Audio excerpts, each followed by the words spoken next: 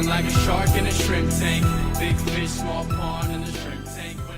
Welcome back to another episode of the Shrimp Tank, coming to you virtually from Seattle and the entire PNW. Today, we're going to venture down I-5 to the Bay Area. Listen, if you want to learn how to start, grow, or run a successful business, you're in the right place. This is the podcast for you.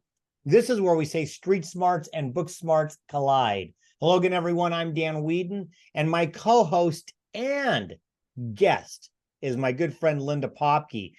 We decided to do something fun today. I think everyone has a story to tell, especially in business.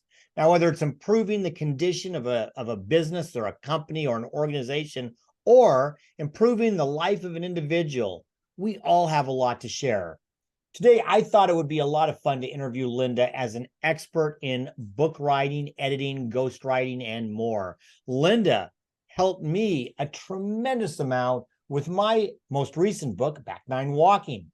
I know she has a ton of great information for everyone, and I know I can't wait for her to share it. Welcome, Linda, as a guest. Welcome also as a co-host. We'll get to you in just a second.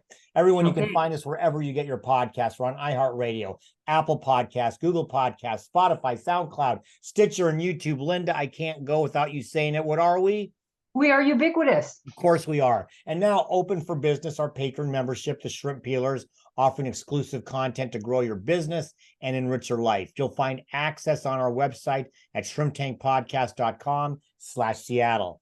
Now, normally I'd say before we bring on Linda, hello, Linda, but that just doesn't jive. We're just going to jump right into it. Linda, before we jump into talking about books, because I'm really excited about what you have to offer to authors, and I'll share my own experience on that. I do want to say I'm heading out on vacation. As we record this, the next day I'm going to be jumping on a flight to Buffalo. Now, Buffalo is kind of a byproduct, Linda. Buffalo is where Barb's parents grew up, where they met, where they got married, all of that.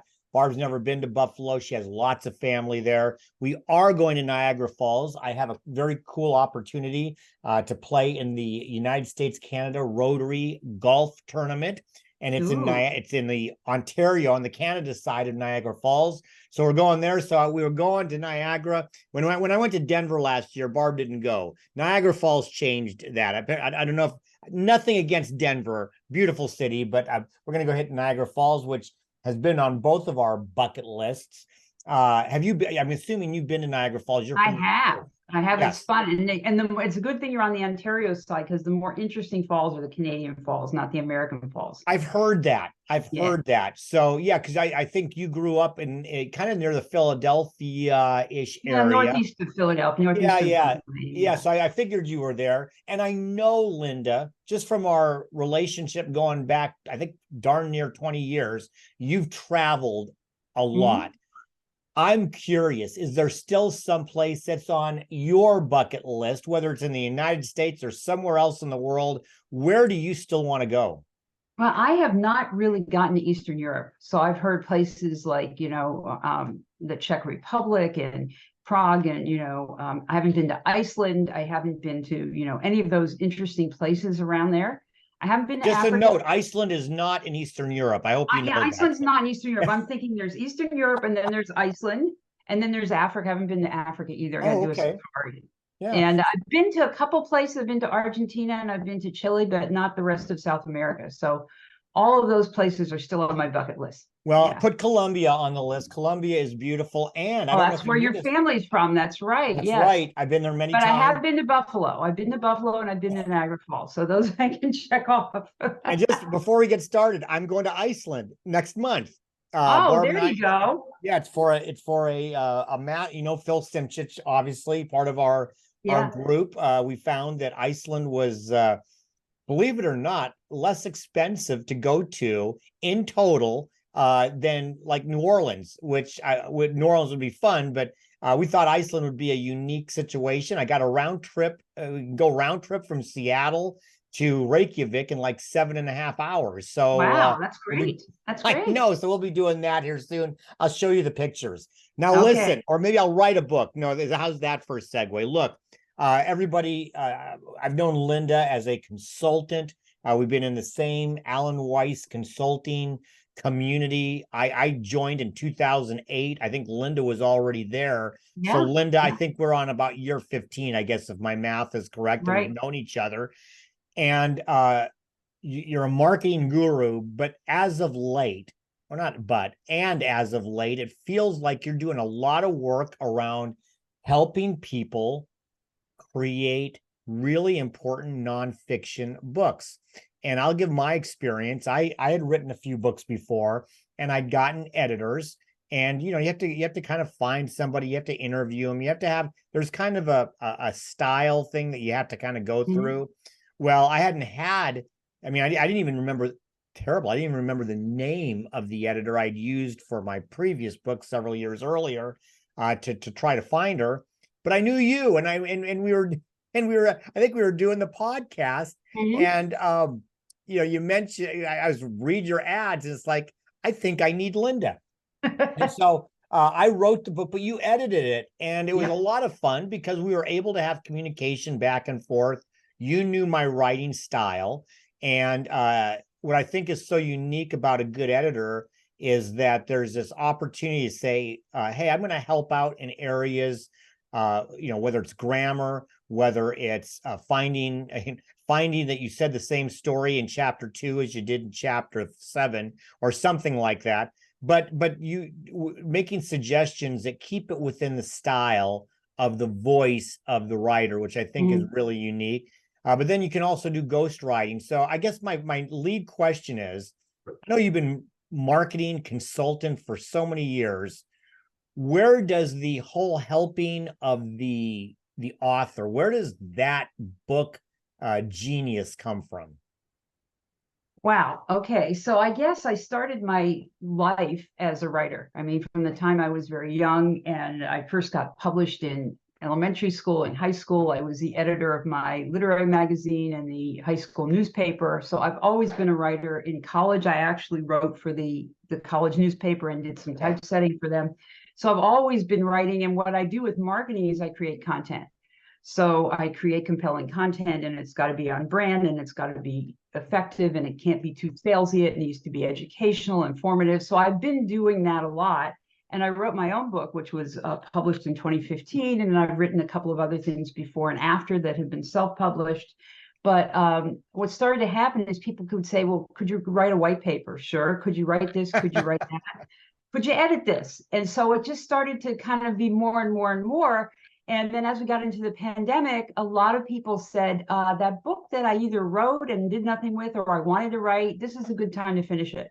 And it's just sort of taken off from there. So not only do I ghostwrite or write or edit books, but we also produce them. I have a team of people that will make it look really professional in terms of layout and cover design. And people really do choose a book by its cover. So that's They important. do.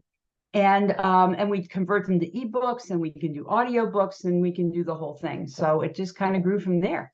So I want to go back in time because I don't know if you knew this. When I was in college, I also wrote, I was a sports editor, Oh, of course which, you were. which, The golf page. You were on the golf page. well, no, I was following like the basketball team, but it's funny. I say the sports editor. I was the only guy. I was the only person, Yeah. literally. So I was also the reporter and the editor. But Yeah. I remember having a desire to go into that because I was an avid reader of the sports page from young. When I was growing up, we took the Seattle Post Intelligencer. My dad liked Mhm. the morning paper. That's when he read. The Times was afternoon. He didn't like the afternoon because he thought it was behind. So we always got the morning. And I would read just a ton of sports in the morning. And that, I think, sparked my love of good writing. Do you have a similar story? What got you into the writing mode as a young person? Well, like I said, I did a lot of writing, and then I went to Boston University first as a journalism major. And, the first year they have you take all these courses, and they have you do all these things like go to the Boston City Council meeting and write up a story as if you would do this, and write obituaries. And after a while, I think probably what influenced me, and I'm dating myself here, was, all the President's Men with Woodward and Bernstein. Oh, and yeah. investigative journalism. Well, I started to realize that most reporters aren't doing that kind of fun stuff. They're writing obituaries, and they're doing the city council meetings, and they're talking about, stuff that just wasn't that exciting. So I channeled myself to be more of a marketing and promotional writer than a journalist. And I don't think journalists, for the most part, again, there's always some that are exceptions, but I don't think it's a really lucrative career. No, So I no. tried something else. Yeah. No, I think sometimes you have to stumble upon deep throat in some way or another to get that. So talk a little bit about, from just a methodology and a technical standpoint. We all kind of heard what ghostwriting is. A celebrity writes a book. Most of the time, it really wasn't them, even though it's in the first person. It's somebody else who's written it. Share with me how ghostwriting for you, from a methodology standpoint, how do you take that information from the subject, the person who is, the book is about, and then transform that so it might even just sound like them? Talk about, just the methodology of that. So I think you mentioned this a little bit earlier when you mentioned voice, and voice is really important because voice is the way you come through, right? And so when you're ghostwriting, whether my name ever shows up on the book, and it might show up as a credit in the back, but it's never there as the author or a co-author. It's not there. It's your book as the author, and it's got to be in your voice. So I have to learn enough about you to understand your voice, what works and what doesn't, what you're trying to get across, the way you write, the way you talk.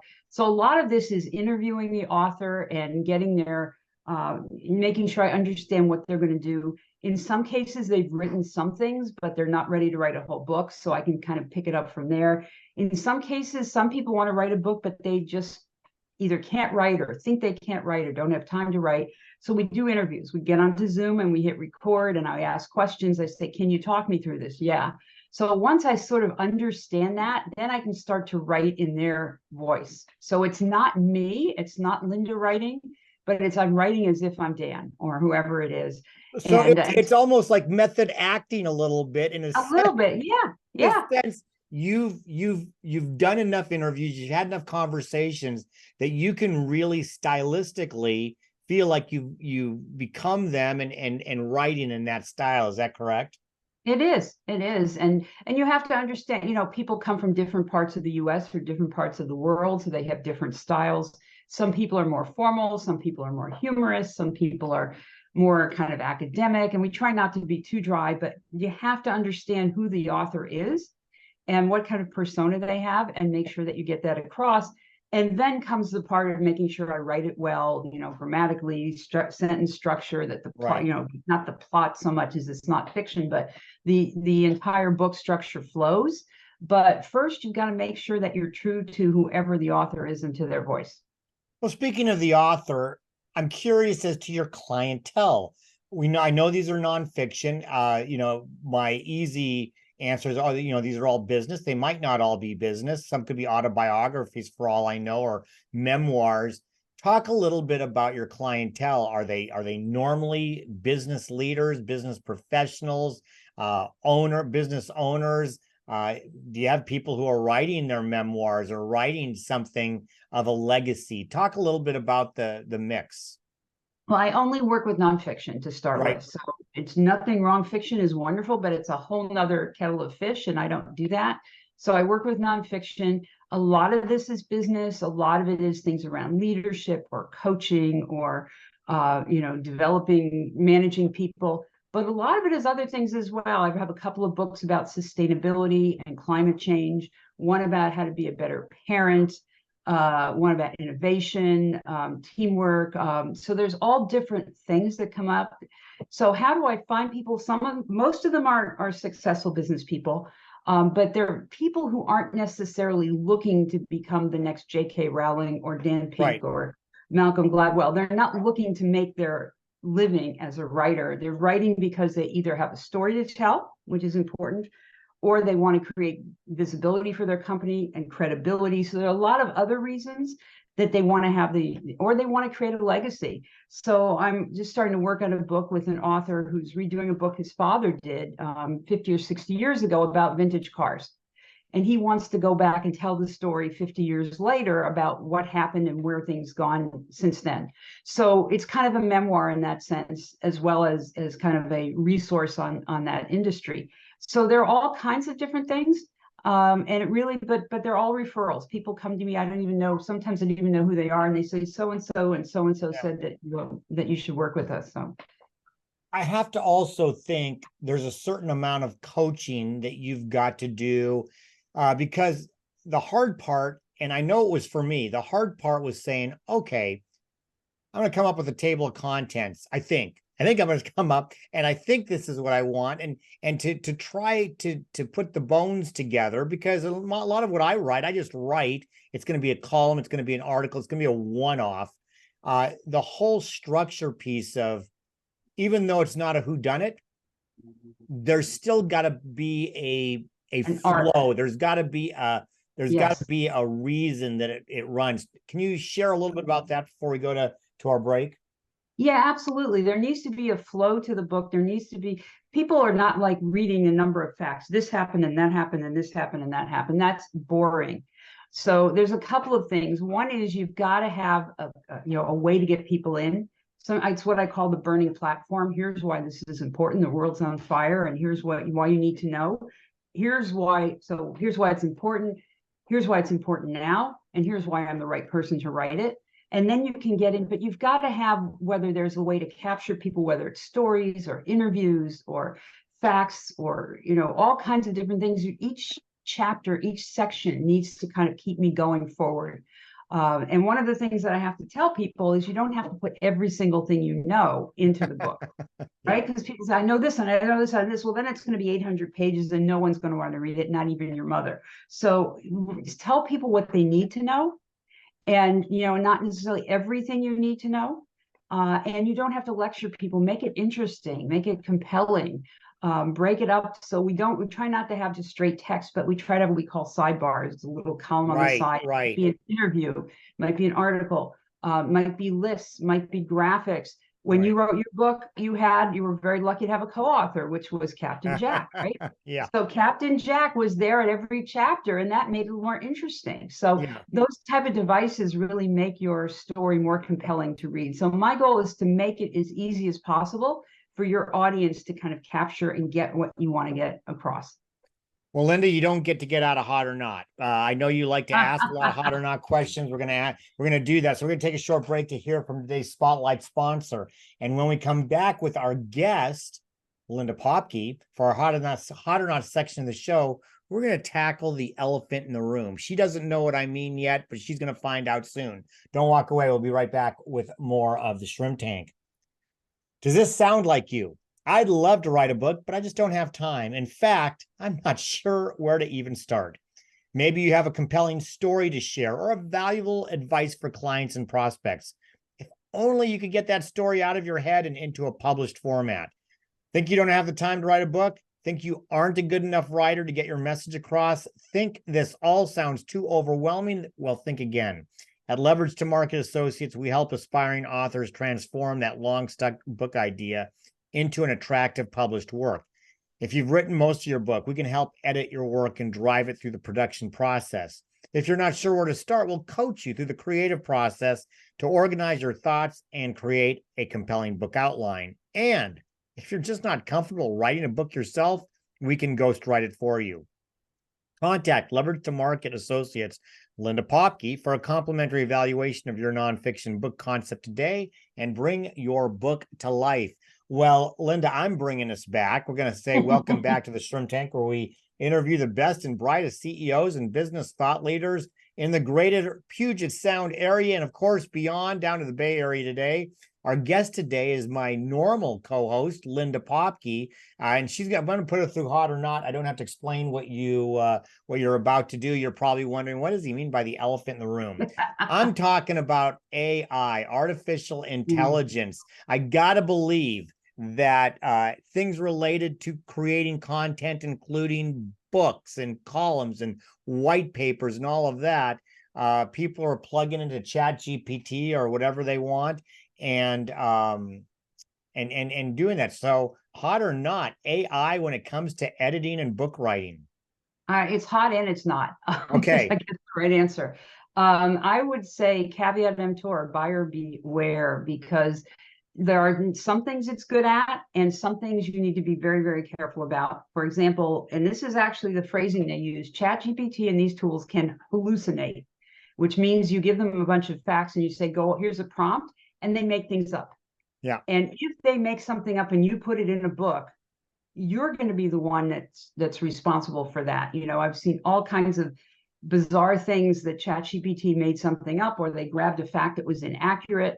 And yeah, you can train it, but while you're doing this, you need to be, number one, very careful about that. Number two, I have seen some authors try to take sections of the book and use AI, and most of the time it's not very good yet. It sounds pretty sterile. Maybe Yeah. it's good for college essays or high school homework or whatever, but it's not really got the right feel to it. And maybe that will get there eventually. So be aware that, yeah, you can do it, but I don't think it's going to create very good books to start with. And then the other thing to be aware of is, at least today, the US Department of Patents and Trademarks has said you cannot copy, trademark, register AI work as your own because it was not created as a human. Yeah. So you need to be careful about that. Anything you put out there doesn't belong to you. It belongs to the tool. What I've just started to do with authors, the Authors Guild just recommended this about a week ago, is we now put a warning in the book that says we do not allow permission for AI training on this material. The author retains all permissions and all rights for that, because otherwise, if a book is out there, the tools are grabbing that stuff and using your copyrighted, your intellectual property, your content, to train itself for the future. And we don't want to do that. You want to own the rights. So I would say you need to be very careful. On the other hand, I have seen people use it to write Amazon descriptions that look good, to back covers, but just be aware that you can't take anything that it says and presume that it's just going to happen that way. You need to be very careful and check things out. Yeah, I have a follow-up question on that. And I love using it for YouTube descriptions. And in fact, for everything that I write now, if I want a title, I'll copy and paste and say, give me 4 options of titles. And I find that really does well. But my question, what about this? What if somebody says, well, I don't want to make it up. I've created, let's just even say it's a white paper of some sort, and I need it edited. So I'm taking what I've already written, it's my stuff, and I'm going to tell it to fix the grammar and to what, how do you see AI developing as an editing tool? It's getting better. There are tools like Grammarly and Microsoft Word has some AI tools in there, but people will send me something that's been edited through Grammarly and I find mistakes that aren't right. I find things that were corrected that shouldn't be. And context is important, and idioms and things of that nature. So I think it's not bad to, particularly a lot of us, even very smart people, very well educated people, are not used to writing, and you're not used to the grammatical structure and where commas goes and hyphens versus dashes and things of that nature. So it'll fix those things, but then show it to a human, because right now it's not good enough. Right. ChatGPT, you're kind of on your own. Well, and I know just in our work, the back and forth, the conversations about what were you trying to get out of this, and who is they, and things like that. It's like, oh yeah, it needs to make sense. All right, we'll jump off of AI. I'm just going to ask you this: hot or not, self-publishing as opposed to going out and finding a commercial publisher? Is self-publishing in today's day and age hot or not? It is very, very hot for several reasons.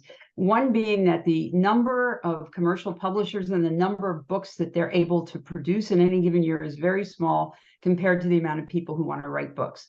So if you're waiting for a commercial publisher, you either may find that they don't like you at all, or they say, no, thank you very much. I mean, it's not you, but your book. Or you may have a wonderful book, but they've just actually committed to a book on that subject, so they won't take that book for another year. And if you don't have a strong platform as an author, because they expect you to really drive attention to the book, They say, sorry, goodbye.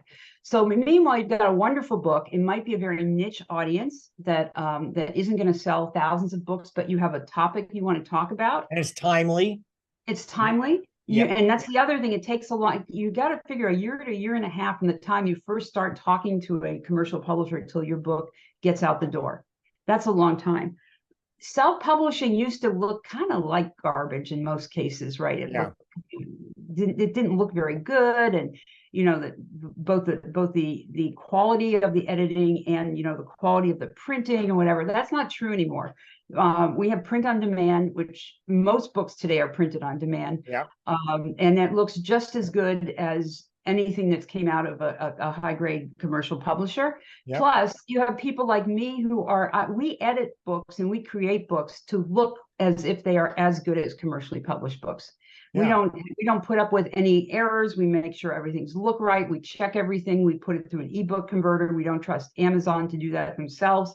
So, and I use the professionals. I use the book designers, the cover designers, all come out of the publishing industry. Yeah. So there's that level. Self-publishing, if you work with the right professionals, can look as good. There's also something called hybrid, which is, as you can imagine, in between self-publishing and commercial publishing.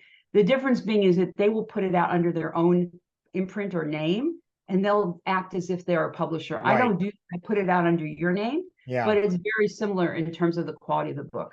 Well, and you control it too. And I'll say this as Yes. a person who went print on demand after several times where I had to commit with a commercial publisher to buying, I don't know, 10,000 books, it felt like, and all of that. The print on demand makes it financially feasible because it used to be incredibly expensive up front to be able to do any of that. And it's just so much more financially feasible. And I love the self-publishing realm. So on that, hot or not, a business owner, and I don't care the industry or what they do, a business owner using a book to help promote and grow their business. Oh, extremely hot, very, very hot. Because what it does, it gives you credibility. It gives you a way to kind of codify and get down maybe some useful information that you want people to know. But also and you may think that, gee, well, who reads printed books? There are something like 40 million books on Amazon now. There's a lot of books on there. However, ebooks continue to grow, but printed books continue to outsell ebooks by a huge margin. So people are still buying printed books. And Linda, I think it's a myth or maybe just a misunderstanding. We don't have to write War and Peace. I mean, the book can be 100 pages long or a booklet, but it could be still a small book. And absolutely. I found that with Back Nine Walking, again, I'll use that. I made it shorter than anyone I'd ever read, and people actually are reading it more. It's like, oh, I can read this in 3 hours. I can read absolutely. This in 3 hours, and I found that people actually read it more than the other books. So it doesn't have to be complicated. It does. In fact, I would advise you please don't write War and Peace. Nobody will read it. So maybe in fiction, not in nonfiction, because it's just overwhelming. We are so used to things being, most commercials on TV aren't even 60 or 30 seconds anymore. They're 10 or 15 seconds. We're used to things happening quickly. So we want to get to the point quickly. So you can write a 100-page book and it can be great. You write what you need to say and then you're done. Don't embellish it. Don't try to make it longer. Just say what you need to say. No more, no less. So I've been writing a column for a business column for years, and one of these days I'm going to try to do a little compilation and kind of create a book out of it. I bet you run into people who have also been either columnists or they've been writing a newsletter, a weekly newsletter for years. They've already created some great content that maybe just needs a refresh or some refining or something. How would you coach or guide somebody who says, I've written a lot of content, how do I put this into a book format? That's a really good point. I've done that myself. I've taken my weekly newsletter and compiled a number of them into a book, and I see people do that. First of all, I think it's a really good way to start because you're not starting from a blank page or a blank screen. You've got all this content. But what's important is to say, what is the book that I want to write, and what do I want to get across? And then if I've written 100 columns, which ones of those actually are relevant? and which ones can I actually use to start with. And then you're not going to take the same column and just just put it in as is, but you're going to try to weave it into a narrative. So it's not that you can, I mean, you could just say, here's 10 columns and 15 columns, and here's my book, and be done. But more likely, you're going to use that as a starting point. And that works very effectively to do that. I also want to talk a little bit about maybe the business owner who says, nobody wants to read my stuff, or it's not interesting. I got to believe that they still believe that their business is interesting. Obviously, they have clients, they have customers, they have people who, for whatever reason, use them. And perhaps maybe even a legacy with family members or others that, want to work through that. I think just even the exercise of going through and creating content around what made them successful. And you know what, Linda, we've had a ton of great guests here over the years on the Shrimp Tank, and it never ceases to amaze me what just has been built. Forget what the methodology of their business is, but just the grit, the determination, the story. And this is what I want you to talk about, the story of them and their entrepreneurial journey. I find every one of them fascinating. Is there value in just sharing that, even if it's not a how-to business book, but just simply, here's my entrepreneurial journey. I started out here, and we had a lady the other day who was a 4th generation business, and just talking about that. Is there value there? Oh, absolutely. Absolutely. And I think a lot of people dismiss it because they know their own life and they don't think it's very interesting, but particularly entrepreneurs. And it's very rare that an entrepreneur starts here and goes over to here and it's a straight line. There's usually ups and downs. They didn't start life planning to be an entrepreneur. They had other life experiences. I don't think you can be on this planet for 40 or more years and, and not have an interesting life story. How did you get from here to there? And what's relevant from there? What are the lessons that you can teach people? So I think there's certainly a lot of interesting things. And you don't need to be educating someone about how it's not that you're saying, I did this, you need to do it the same way. But here's right. What I might have learned. Here's maybe some pitfalls that you might want to avoid. Here's the lessons that I learned, etc. So I have a woman now that we're just finishing her book about leadership and first line supervisors. And based on her experiences and what she saw worked and didn't work and what she advises new supervisors to do. So, there's her story, and it's not her story from I was born to hear it as today, because that's boring, but it talks about the key experiences and what she learned and what she can help other people do. So before I go to break, I'm past it, but this is my podcast. I can do what I want. It made me think of something, and I think my skill in writing, not just in books, but just the skill in writing changed or morphed when I understood the importance of being vulnerable, of being able to say, hey, I made some mistakes. And this, this is what I learned, and everything from, making fun of yourself. I just can't self-deprecating. I was trying to get that out, but I couldn't spit it out. Self-deprecation to just plain old vulnerability. People want to read that. They don't want to read about you telling them how great you are. They want to read that you're kind of like them. Isn't that true? Absolutely. Absolutely. It humanizes you. Yeah. And humor, if you use humor, self-deprecating humor is the way to go. You don't ever want to use humor that's going to make fun of another group or type of person, etc. But, just saying, hey, I did this and I thought it was going to work. And you know what? Oops, I wound up with egg on my face. We learn more from failure than we do from success, right? Because we say, okay, everything worked perfectly. That's not my life. But hey, I had this and this didn't work. And what I learned from it was such and such, and so that absolutely is a great way to go.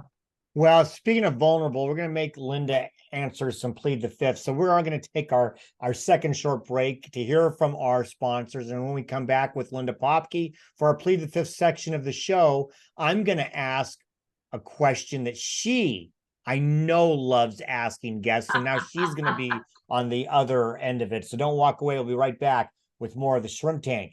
And Plead the Fifth is brought to you by our corporate sponsors, Ideal Life 360, Cornerstone Financial, First Underwriters Insurance, BC Fitness Studio, Port Ludlow Resort and Upstart Group. Please visit our website at shrimptankpodcast.com/Seattle to learn more about these terrific companies.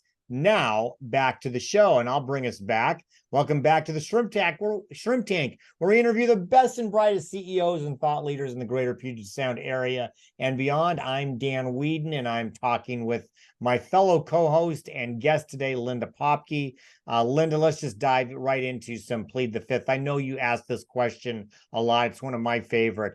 Linda, go back to when you were 18 years old. You were graduating from high school back on the East Coast, without messing up the time continuum, because we don't want any Marty McFly effects here. Without messing that up, what advice would you whisper into 18-year-old Linda's ear, just to help her lead her life?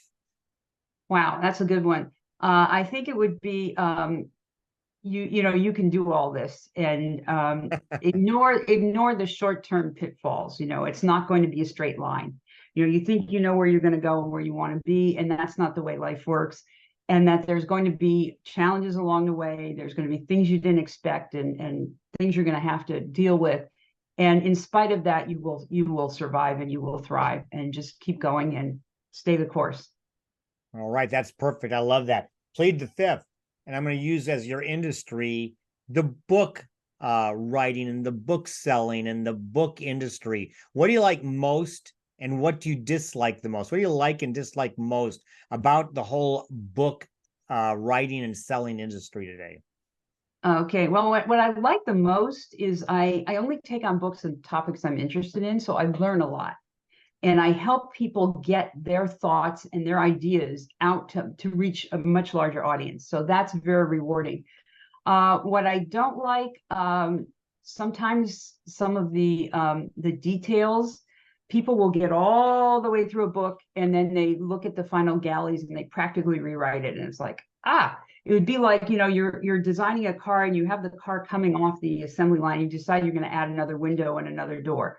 It's like, okay, now we got to go back again and do that. So it's hard sometimes to keep authors on track so that they keep going. And nothing's going to be perfect. And it's okay. I also see people with what I call analysis paralysis, which is, it's not perfect. It's not perfect. It's not perfect. We got to keep changing it. It's not going to be perfect. It's not about being perfect. It's about success. Our mentor, Ellen Weiss, would say it's about success, not perfection. Right. So you get everything out there, and I guarantee you the second that book is in print, you're going to think of something that's not right, something you want to change, something you have to add. There's your next book, or there's an article, or there's a column, or there's a podcast. So it's okay. Don't worry about being perfect. Just get it out there and get it in the hands of the people who need it. Which is kind of like what we talked about with self-publishing on a commercial. Mm-hmm. You can't do that. I mean, you'd be very much more nimble with that. Okay. I don't know if you've ever watched Parks and Recreation before, but if you have, you may have seen the folks who do your Treat Yourself Day. And so, Linda, I'm knocking on your door and say, Linda, you get to treat yourself today. It doesn't matter where you want to go, what you want to do, what the cost is. You get to do what you want to do. How would you do a Treat Yourself Day? What would you do? Boy, God, I can think of 1,000 things. Well, first of all, there has to be chocolate involved somewhere, because chocolate's one of the basic food groups. So there has to be some chocolate tasting. I would say a nice spa day, with some treatments, some exercise treatments, a wonderful dinner, and some chocolate. Okay. Is there any piano playing? Because I mean, we haven't even mentioned this. Yeah. You are, piano. I don't know if I should ask, if you were to start another business from a hobby, if you'd throw piano in there, if that would mess it up. But tell us a little bit about your piano chops and your love of it. Yeah, no, I've been playing piano since I was about 6 or 7 years old, and I took some time off after I graduated college and got started in a career and everything, and got back to it about 25 years ago, and I've been seriously playing and taking lessons and going to adult piano camp once a year and getting together with other pianists. So I do mostly classical music, but I've taken some jazz lessons and trying to, kind of learn some chops there. And so that's sort of where I go to relax.